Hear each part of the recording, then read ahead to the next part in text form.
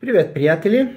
Днес е 28 август 2024 година и започвам първото предаване, беседа по-скоро, на тема как да печелим на шах.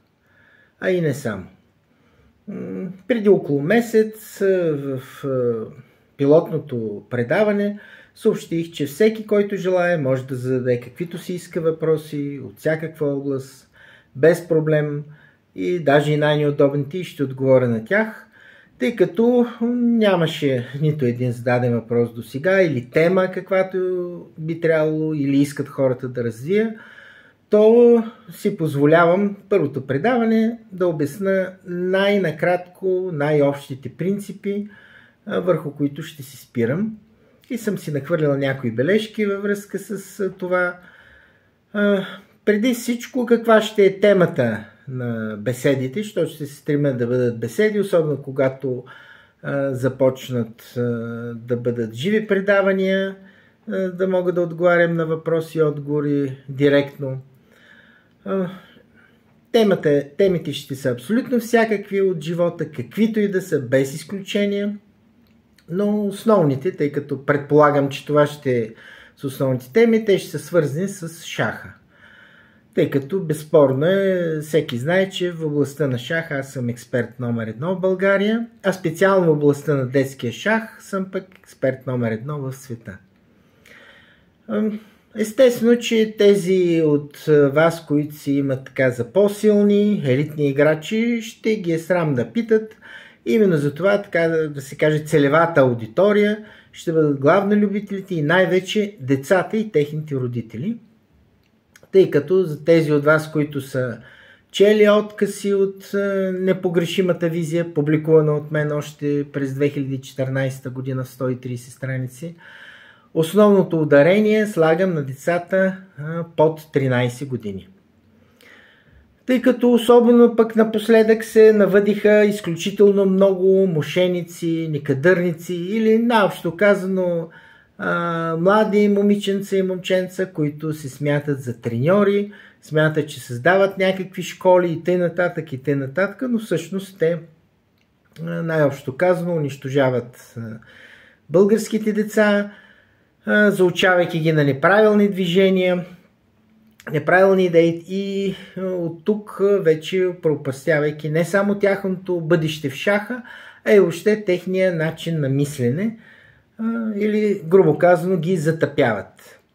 И тъй като различните родители от различни видове, естествено, от различен сой, различен происход и така нататък, всички те искат все пак най-доброто за децата си, аз им го предлагам и то е абсолютно безплатно и то въз основа на моя много солиден имидж на академик в шаха. В непогрешимата визия много подробно поставих теоретичните основи, 130 страници, след това въведох ежемесечни турнири, вече 20 подред такива, на най-високо ниво организационно. В същото време всяка седмица в Националния шах дом в София и съответно всяка първа събота в Пловдив. Всеки, който желае, е добре дошъл на място да ме види, на място да се зададе въпросите. Това ми позволи да имам обратната връзка с хората, любителите и обичащите шаха и за това затварям фактически този цикъл на теория и практика с настоящото предаване, верига от предавания.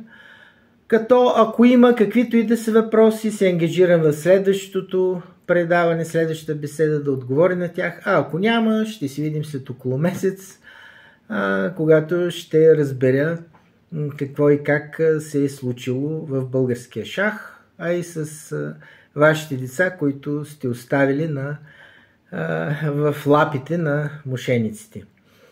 И така, краха на българския шах ме принуди, макар и вече на стари години, да се опитам да спася това, което може да се спаси и да, ако можем, разбира се, да възкресим ситуацията. За съжаление има прекалено много огромно откъсване от действителността и за това в средите в шаха и за това се налага да започнем всички да градим нещата от начало на научни принципи. Преди всичко най-добре е децата да започнат да играят шах около 4 годишна възраст, въпреки че аз имам учебници за деца и на 2 години и на 3 години, но там е изключително специфично и има опасност от увреждания на детската психика, ако се водят занятията от непрофесионалисти. Но вече 4-5 години е нормалното, като лично аз и всеки го знае, гарантирам, даже е нотариално заверено ако трябва, че всяко нормално българско дете, което е под 8 години, могат да го направят световен шампион, стига да има това желание. Всеки ден стават различни неща, не само в шаха и в живота, има най-различни трудности и за това преди всичко този, който желая да се занимава с шах, трябва да знае, че има нужда от постоянство. И пак казвам, ако няма конкретни въпроси, ще разглеждам като целева аудитория родителите на децата от 4 до 12 години. За начинаещите деца е изключително важно да имат правилно подбрана подготовка и правилно насочване на техния интерес или така жаргонно казвам да бъдат зарибени за шаха. За целта е необходимо да има елемент на конкуренция, игрови елемент на децата да им е интересно и в същото време полезно. Ето защо категорично съм враг на бъкъра, турнирите, блицовите и късите рапиди. По-добре се казва децата да играят без часовник, като особено силно препоръчвам игра в пенсионерските клубове, а в реални турнири да се избягват турнирите за деца, които са само, и да се играят турнири с запис. Задължително с запис. Защо? Защото нормалната подготовка е около 4 часа на ден. В зависимост от възрастта на детето, разбира се, може да бъде и само 2 часа, но може да бъде и 6. В този диапазон от 2 до 6 нормално е 4 часа. Как би трябвало тя да протича? При начинаещите деца наблягам да се минимизира дебютната подготовка, даже бих казал почти да я няма, само най-общите дебютни принципи, без заучаване на конкретни дебютни варианти. Важно е да се решават всеки ден колкото се може повече тактически позиции. За стратегията е още рано. Докато детето прави едноходови грешки, груби грешки, взимане на фигури или някакви матове елементарни не вижда, то със стратегия не е добре да се занимават децата и естествено игра и анализ след турнирите. Затова трябва да е с запис. Препоръчвам, пак как казах, силно даже препоръчвам, никакви бъкъра турнири, никакви турнири с деца, една скоба, може изключение за само единствено за държавните първенства, световните европейски, но това вече в крайен случай, защото детето вече трябва да е дорасло до там. Като е добре да няма повече от един турнир месечно и по-малко. Тоест един турнир месечно с запис е нормално за едно малко дете, за да може останалото време то да играе леки партии и да може да...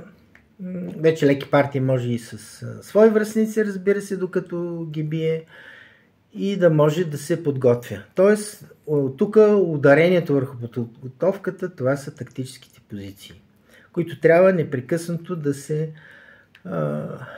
анализират и много е важно да има възрастен човек до него. Тоест, ако има човек от семейството, най-вече баща или дядо особено, това е до сега поне такава е била българската практика, който да насочва детето към правилния начин на мислене. Защото обратното не е приятно. Имах наскоро случай, едно дете го бяха научили да почва с 2 хода в началото и трябваше доста време малко да се реадаптира към правилния начин на игра. Турнири, именно в тая връзка, вече 20 месеца подред предлагам така наречените турнири първи уикенд, които се провеждат при абсолютно всички изисквания на ФИДЕ, с запис, валидни за ФИДЕ рейтинг. И не може вече никой, вече 20 месеца подред, никой не може да каже, че няма възможност за такива състезания, като допълнително има от този месец започвам и курс за решавачи, конкурс за решавачи, т.е. ще могат децата да се състезават и при решаване на позиции, съответно с награди, с медали и т.н. и т.н. Всичкото това нещо е единствено в интерес на децата. Много често слушам от хора, казват, моето дете го е страх да играе с възрастни, трябва с връстници. Това са глупости. Първо, турнирите са смесени, т.е.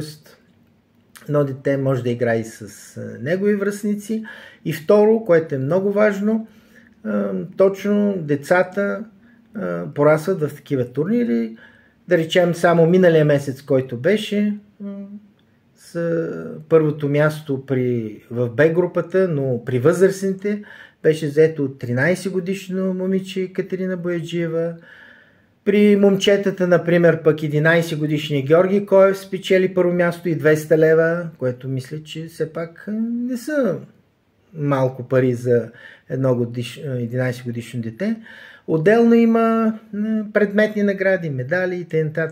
Т.е. стремя се да поощрявам по всякакъв начин децата. Книги подарявам непрекъснато, за да може да четат децата. И тук е важно да отбележа, че смартфоните са абсолютно забранени, от тях се затъпява и ако някой желае да си цъка на смартфона, то просто от него не само няма да стане силен шахист, ами просто ще затъпее. Смартфоните са огромното зло пред малките деца. Смартфоните няма да ти научат да играеш добре шах, а пък компютрите просто ще унищожат твоето мислене. Това е в най-общи линии, което мога така да кажа за вас. Очаквам, пак ви казвам, въпроси каквито има. Много мога да говоря и т.н. и т.н. Но предпочитам да говоря върху неща, които ще имат интерес. Още веднъж въпроси може да задавате както тук под видеоклипа, в коментарите, така и в на Facebook групата на БФШ, така и лично да ми ги зададете, обясних къде и как се намирам. В Chess Result всеки може да намери подробни координати и на турнирите, и информация за нещата, изявите, които провеждам.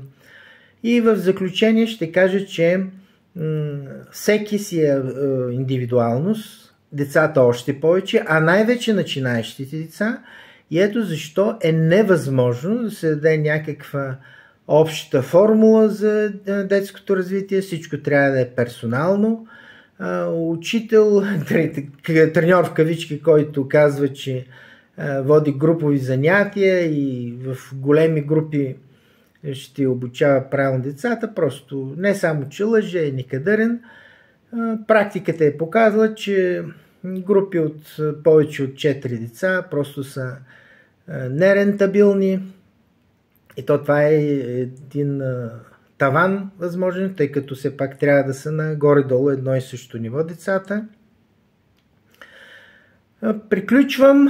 Този, който желае го каня на състезание на първи уикенд, където лично може да поговорим, а на останалите честито.